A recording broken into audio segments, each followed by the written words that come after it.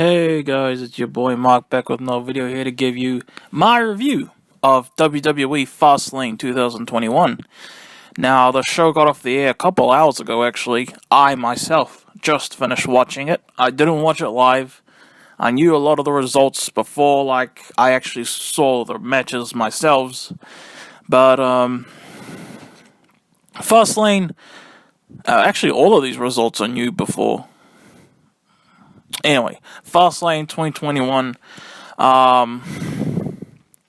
What do I think of the show? Final pay-per-view on the road to WrestleMania. Well, besides Stand and Deliver, of course. Honestly, I was pretty disappointed with Fastlane. The two matches that I was really excited for turned out not that good in my opinion. But then again, I'll elaborate why I feel the way I did with those matches, honestly. I honestly thought, you had some WrestleMania level matches on the show, man. And, the matches I was looking most forward to, I wasn't really into. But like I said, I'll get into explaining why I feel this way in this review. It's a shame. I feel I'm pretty alone on this, I reckon, though. So, don't worry about, if you might not like it yourself or whatever. If you valued my opinion that much, that would actually mean a lot to me, man. Yeah. Anyway, Fastlane, I was really disappointed with it, honestly. I thought this could have been a fantastic show, but, I don't know. Opening match, we have the pre-show kickoff match, we have the WWE United States Championship match, we have Riddle defending against Mustafa Ali. I really enjoyed this match, actually. I really loved every bit of this match, to tell the truth. Some really cool counters, and I just had so much fun with every bit of this match. It wasn't even 10 minutes long, but I had so much fun with every second of Riddle versus Ali, man. I was not looking forward to this at all. But it turned out so dang good. Seriously, man. I really just enjoyed every second of it, man. And this is a shame that this was on the pre-show.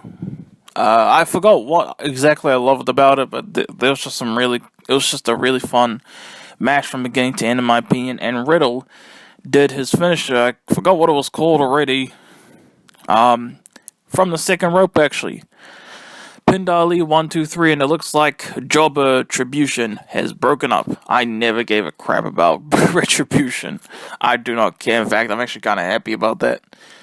Anyway, that's honestly my second best match of the night, as of right now. I mean, I could see myself rewatching the two matches I was really disappointed with. And being okay, that was actually awesome. Because I'll get onto those later, of course. And now the show officially begins, and we have the WWE Women's Tag Team Championship match. We have Nia Jax and Shayna Baszler defending against Sasha Banks and Bianca Belaire. Another pretty solid match between these two teams. We saw this match at the Elimination Chamber, and I really enjoyed this match. This was another solid match here. Only thing I really remember is Bianca Belaire did a 450 or something like that from the top rope onto Shayna Baszler. Looks like she was about to get the victory there, but Reginald came in, distracted, and then Sasha Banks got tagged in, did the bank statement onto Shayna Baszler, and then Nia Jax pushed Bianca Belaire onto Sasha Banks, pissing off Sasha Banks, thinking this was all Bianca, and then Shayna rolls up Sasha, 1, 2, 3, Nia Jax and Shayna Baszler retain. That was a pretty cool match. After the match, Sasha Banks got pissed off at Bianca Belaire, blaming her for the whole thing, and she slaps Bianca Belaire. I wouldn't lie, I was expecting a brawl or something, but then Bianca just said, "Alright, I'll kick your ass at WrestleMania." That's basically what Bianca was saying to Sasha Banks, so yeah. Next up, we have a match that I really, really enjoyed, actually. And this is probably my third favorite match of this night, to tell the truth. Second being Riddle Ali, and my first being another match coming up not too far from this one. WWE Intercontinental Championship match. Big E defending against Apollo Crews.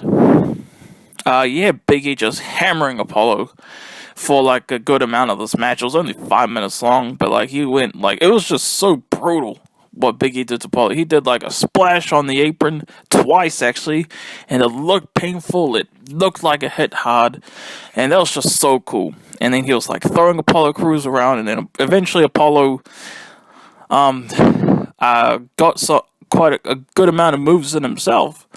And then I think Apollo did like a roll up or a cradle of some sorts, and then Big E turned it for him to be pinning Apollo at the last second, and Big E defeats Apollo Crews that way to retain the IC title. Apollo Crews is pissed, and yeah, I really enjoyed that match. Actually, that's an underrated match, I reckon. I wouldn't mind a rematch between these two at WrestleMania, to tell the truth. That'll be cool. WrestleMania 37. Intercontinental Championship match. Maybe a street fight or an Iron Man match. I doubt we'll get that. Probably more likely a street fight or just a regular one-on-one match. That's probably the most likely. But that was a fun match. That was fun. I really enjoyed that match, honestly. My third favorite match of the night. Honestly. Okay, fight me. And so I really enjoyed that. Next up we have Braun Strowman versus Elias. It was supposed to be Braun Strowman versus Shane McMahon, but Shane is quote-unquote injured. Okay, they're definitely saving that for WrestleMania then. Braun versus Shane. Elias tried to get some offense in, but Braun was like, bitch. And then Braun just bashes up Elias. Running power slam, 1, 2, 3. Braun wins. Cool. Not a bad match, actually, even though it was short as. And now we have my personal match of the night. Seth Rollins versus Shinsuke Nakamura. This match was literally announced at the last second, like 2 days ago. And I'm so glad it did, because I really love this match, man. It was so much fun. It took a little bit to get going, but I was just loving every bit of it once Seth landed that suicide dive, man. That might be my favorite suicide dive that I've ever seen from Seth. I loved how he just crashed into Shinsuke, and it just made it look more real. And I love botches. I won't lie. So a lot of the times I do love botches in wrestling matches because it makes it look more real, in my opinion. I know you marks think you're so cool, like just bashing every single little botch and every single little thing, but I really love this match. Some great counters between Rollins and Shinsuke. Definitely could have gone either way. Rollins did this really cool, like, reverse enziguri type move when I think he was trying to do, like, the stomp to Shinsuke, but, his, like, leg caught on Shinsuke's shoulder or something.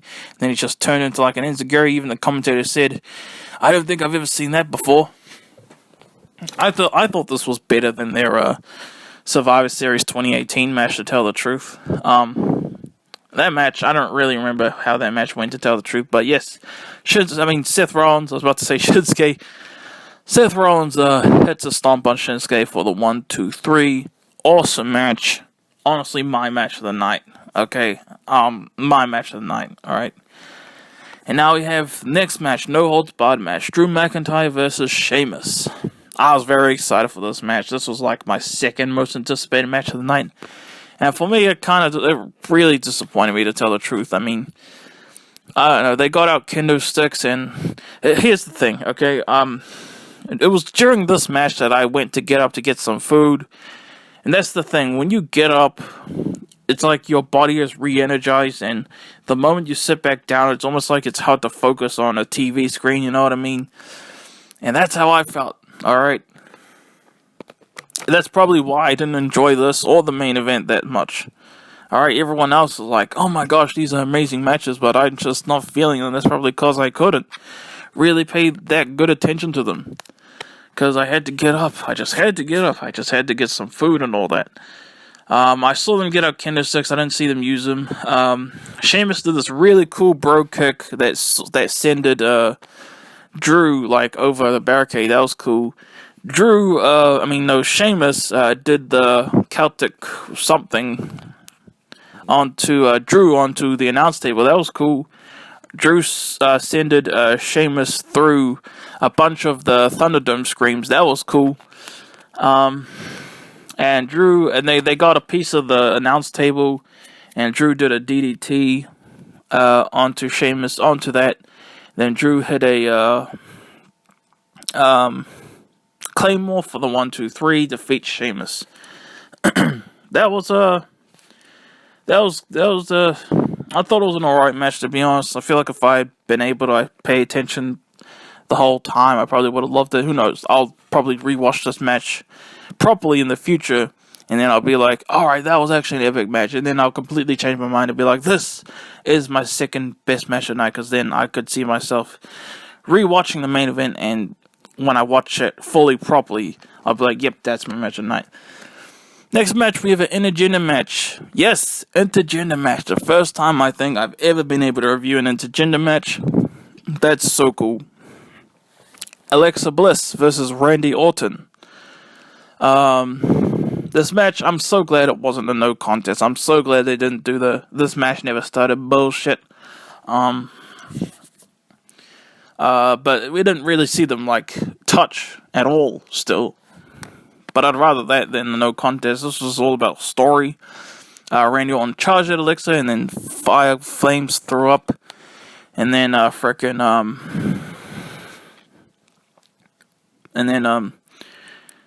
Randy Orton was, spewing that black stuff, before the match started, I think. He was like, get me a dang towel. And then, Randy Orton was, following Alexa Bliss, and Randy Orton hit himself on the shoulder into the apron, or the ring post, I should say. And Alexa was like, "Oh, are you okay?" And then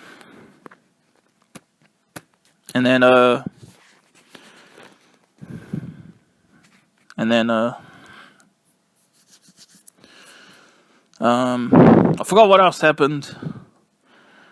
Probably some more shenanigans. I remember Alexa throwing a fireball at Randy Orton, and then the Fiend. He's all burnt up from TLC. He comes up from under the ring, grabs Randy Orton's ankle, and then he goes back in, and then the Fiend comes out. He's all burnt, and he looks really cool. Hits Sister Abigail on Randy Orton. Alexa Bliss goes on top of Randy Orton for the pin. 1, 2, 3.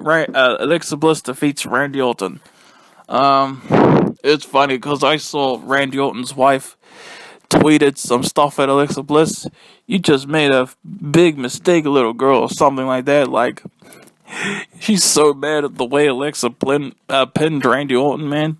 It's pretty funny, actually.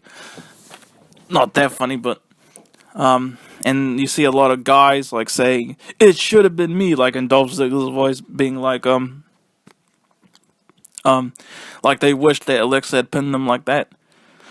To be honest, I didn't really take notice of the way she pinned him that much, but yeah, Fiend versus Orton at Mania, probably. WrestleMania rematch city. This is what WrestleMania 37 looks like. 2 nights. Alright. Now going to the main event. WWE Universal Championship match with Edge as the special guest enforcer. Roman Reigns defending against Daniel Bryan. Bryan promises to make Reigns tap. Fastlane rematch. 6 years ago. It was Reigns versus Bryan. Winner faces Lesnar at Mania. Now it's Reigns versus Bryan again for the Universal Championship. Roman was... This is the other match I was really disappointed with, honestly. Roman was talking a lot of crap to Bryan. And then, some counters and all that, I guess. I don't know. That's just one of my go-tos. Things to say when reviewing matches, just back and forth stuff. I just want to skip right to the end, honestly, because like I said, I guess, because I was all energized and all that, I couldn't really pay attention completely to this match. Bryan went for the running knee, hit the referee by accident, and then Roman Reigns hit a spear, but there was no referee, so Edge came in to be the referee now. 1-2 kick out. Reigns argues with Edge about that